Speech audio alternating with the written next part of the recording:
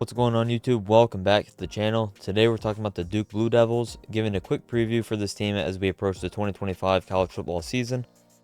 Duke, led by Manny Diaz, they went 9-4 last year. They had a very good season in his first year, and I think you can expect pretty much the same thing this year. They have a lot of guys coming back, as we'll highlight, and they also went out and got some pretty good players in the transfer portal.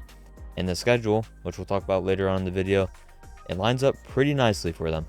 So starting out on offense, quarterback Darian Menza. This is the highlight of the team right here, the highlight of the roster. Duke went out and they played the NIL game. They went up against some pretty good teams in the NIL department, and they went out and they got their quarterback from Tulane. Menza is a very good quarterback. He was one of the better quarterbacks in the country last year, to be honest.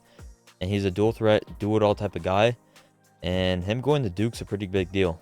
I think it's a pretty big deal because being in the ACC, I think it gives you the one-up against almost any team you play, outside of maybe like Clemson, Miami, SMU. Those are going to be more closer matchups.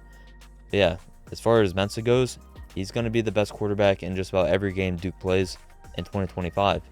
Now, guys he's throwing it to, they went out, they got 3 transfers, but to go with those 3 transfers, they have Quayshawn Brown and Samir Hagens coming back in the slot, 2 very good wide receivers, 2 guys that caught over 40 passes last year.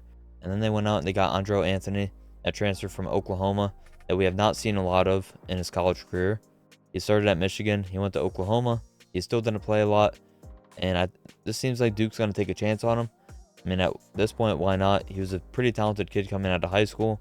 He has a lot of good traits, so why not give him a shot? And he's a projected starter right now by a lot of people around the Duke program, so maybe there is something there. Offensive line, a lot of good players. This is a pretty good unit, and the key thing is experience. These guys are coming back and expect to have a pretty good season, and they're blocking for a pretty good quarterback. Tight end, Jeremiah Hazley, Jake Taylor, 2 viable options. They're not going to blow you away with their speed or blocking ability, but 2 pretty good tight ends. And then Jack Wesmore and Peyton Jones at running back, 2 pretty good options there as well. And I think having Mensa, a dual threat guy, it's important to have 2 running backs that can do a little bit of everything, run in between the tackles, stretch the defense out wide, and they both can do that pretty well. Now, we talked about how this team has a lot of guys coming back, and the defense was pretty good last year. Obviously, a Manny Diaz coach team is going to be pretty good at defense, being a defensive guy, but Manny Diaz this year has a lot of guys to work with, a lot of good players.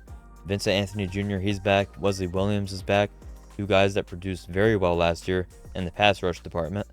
Aaron Hall's back, a defensive disruptor on the interior, and then you go out and you get Josiah Green, another big-time defensive tackle in the portal. And behind those 4 guys, you have 2 pretty good linebackers. You have Trey Freeman and Nick Morris Jr., pretty productive guys, a lot of tackles a season ago. And now the secondary, they had 13 interceptions last year, which is a lot. And this is a pretty good secondary, a lot of guys coming back.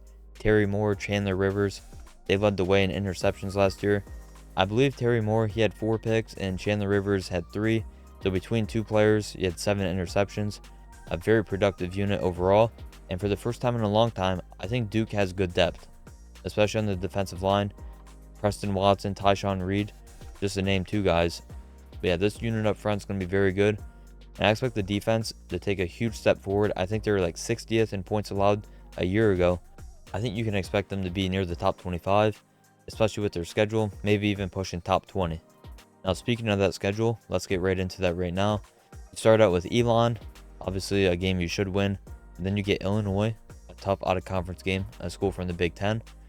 And then the matchup everyone's looking forward to, at Tulane. Darian Mensa going to play against his former team. And I think that's going to have a lot of eyes on it. Now, these 2 games, Illinois and Tulane, I'm not going to sit here and say Duke's going to surely win those games or be favored by a lot. But they're 2 games they can win. And if they do win those games, it sets up very well for Duke going forward. And the momentum that they're going to get from those games will carry them as they go into conference play. And conference play begins with NC State before 2 road trips to Syracuse and Cal. All 3 of those games, as we sit here right now, I think you can say Duke's going to be favored or just a slight underdog. And then you have a bye week. Actually, between 2 bye weeks, you have Georgia Tech, a team that got a lot of guys taken away via the transfer portal. We really don't know what they're going to be this year. So that's another game you can win. And then you get at Clemson, as we mentioned earlier in the video.